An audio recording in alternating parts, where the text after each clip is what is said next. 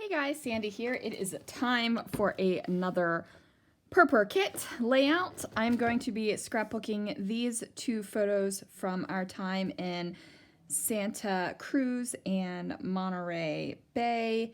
And I honestly don't remember which one is which and where it came from. So I'm just going to scrapbook them together and throw them in the album where they belong. So let's see what I can do. Okay, here we go, guys. Another purpur kit, and this time it is going to have other colors brought in, not like yesterday's video where everything was all purple all the time. So I have this sheet of paper from Bloom Street, and I'm just going to go ahead and fussy cut a section out of it.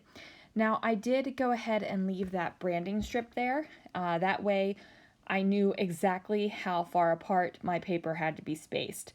I'm going to take another sheet of Bloom Street and place it on the back.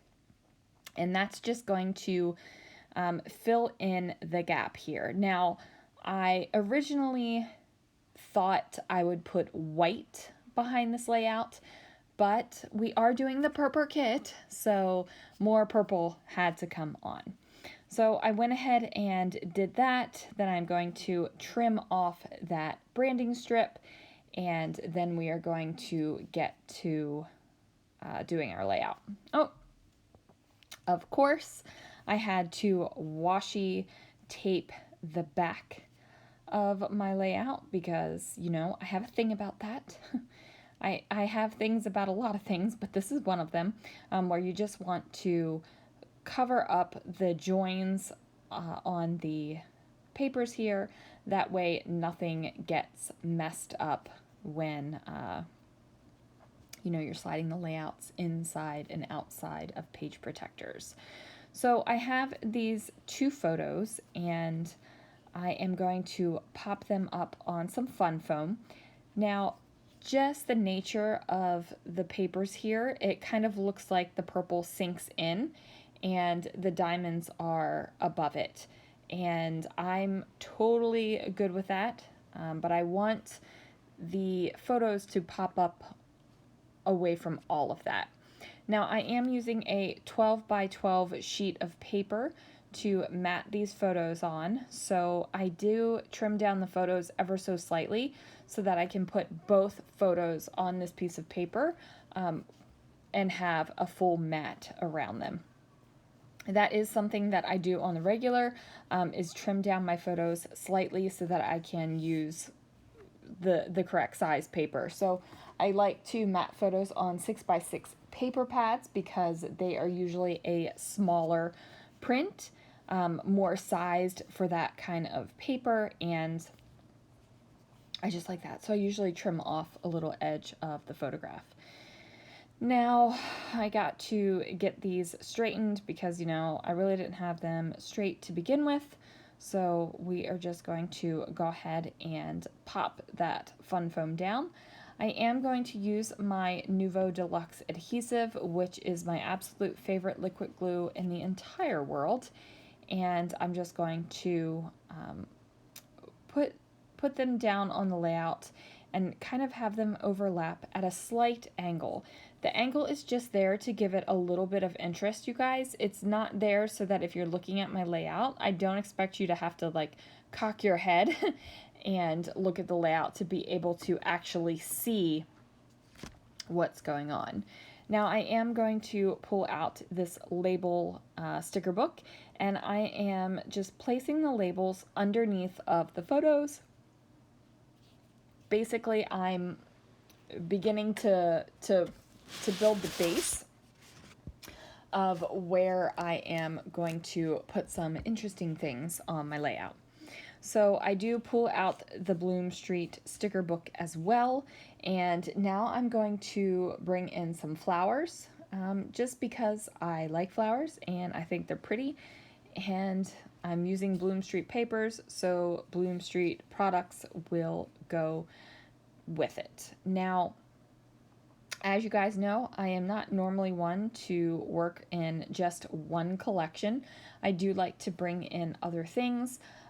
Sometimes, you know, I'll work in one collection. And sometimes it'll be one collection and just a little bit of something else. But normally it's not just one collection. I get the most joy out of my scrapbooking when I'm using all kinds of things. So if I'm using newer stuff, older stuff, stuff that I've bought, stuff that's been gifted to me, design team stuff, you know, regular stuff, whatever, all the stuff I like. So there we go. Now I do keep kind of going through the sticker book just to kind of see what I have going on. I also have this sticker sheet from Paper House, one of the This Is Us stickers, and I'm going to go ahead and add some of them on here as well. So I do have the little bits of gold in the labels that I've put down, and now I have the little bit of gold on the little banner thing that I made.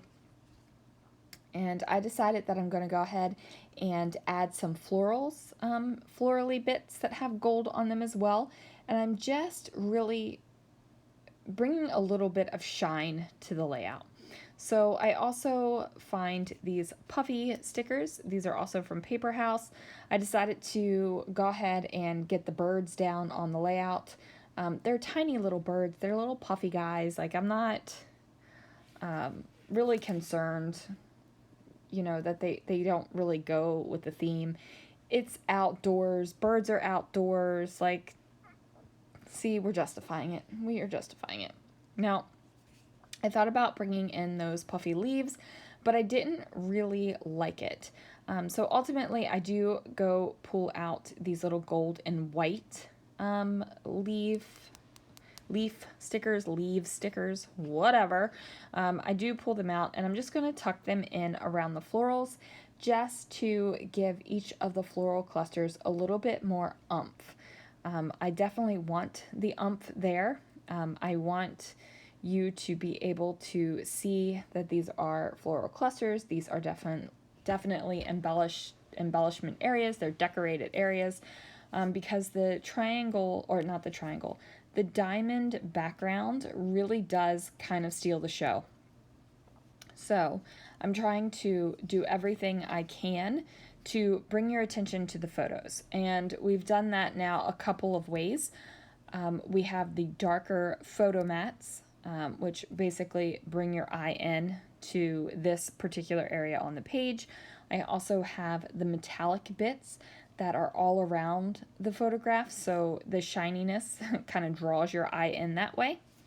And now I'm just making sure to bring my embellishments up a little bit. I also fill in a good amount of this purple kind of expansive space. And right now, up at the top, it does look like it's an expansive space. Like I said, I feel like it sinks in behind the diamonds, so I'm adding plenty of embellishment to kind of bring it up to the forefront. Not as up to the forefront as my photos. Like, I still want my focus to be there, but I don't want that background to feel like it's falling down through the table, and it kind of feels that way. So I go pull out the whimsical sticker sheet that is in my kit, and it says things like happy, seriously, and better together. And I'm just going to lay those out over here on the purple area. And I'm basically at this point, I'm just looking through my kit, trying to figure out what I'm going to add and what's going to go where, because I really do want to kill this kit.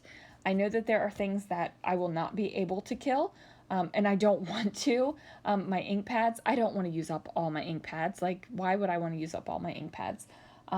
There's no way in the world I'm going to be able to use all of the sprays. I've got 2 spray bottles that are almost completely full. I wouldn't mind using up a little bit more of the Nuvo paste. And, you know, if I use up the Glitter Glaze, that's good too, because that just means I can buy more. But there are like things on here that I'm not going to use it up. It's just not going to happen. So I want to try to get in as much as I can. And I feel like we're already like mid-month, and I don't think I've even used half of the kit yet. So I got to get going. I am a little concerned that I will kind of burn you out on purple, but maybe not. We will see. I am excited. So I have this gold word, and then I have these little white puffy letters that say fun and day. So the title is Happy Fun Day. And then I decide that I really do need to kind of make this purple background area more prominent. So the way I'm going to do that is I'm going to add florals underneath of the word happy. I'm also going to put a floral on top of the word happy, and just really what I'm trying to do is bring that purple up, but not above the photos. So it's a good thing that the matte of the photos is so dark, and it's a good thing that I have popped up the photos on the fun foam. Now, I love the little gold bows. I do only put 2 on the page. I do have 3 floral clusters, but only 2 bows. I'm good with that. I don't subscribe to the idea that every single cluster on your page has to have something of the same. So I just, do what you want to do. I have 3 clusters, but, they aren't following the rules. My one cluster has words. One cluster has no bow. One cluster has a stripey thing. So just have fun with it.